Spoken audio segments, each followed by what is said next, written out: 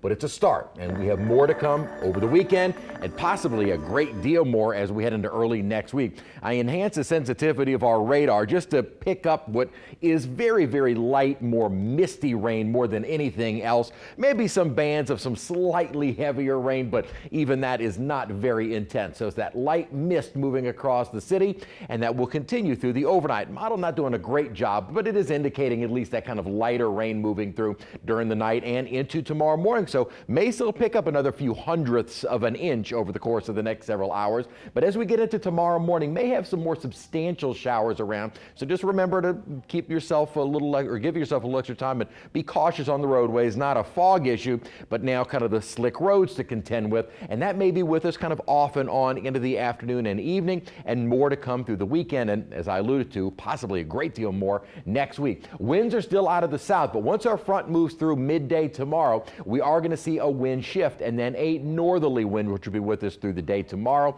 and for the next several days. Dew points plenty high with now this light rainfall around the area. And the dew points, though, notice as our front moves on through, not exactly dropping down. This is not going to be a very dry air mass. Cooler, yes, but not particularly dry. Dew points, I think, will eventually come down a bit more this weekend and more so next week, but even that would not be a dry air mass.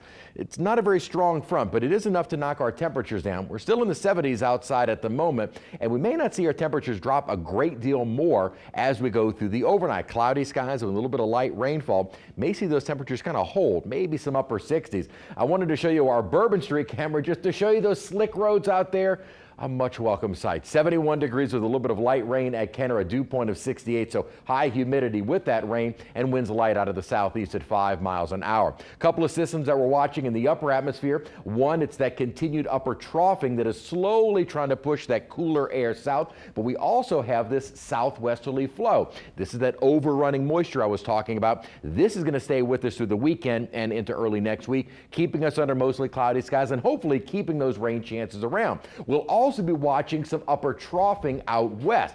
A little trough out there now, not going to do anything as it moves northward, but this is what we're going to be watching very closely into the weekend. Exactly where this upper low and eventual surface low develop. What this system is going to do is bring in a lot of rain as we get into early next week. This is based on the Euro, or excuse me, the GFS. The Euro model also indicating that surface low moving very close to the coast, if not right over us, and bringing in even more rain as we head into Monday, Tuesday, and Wednesday.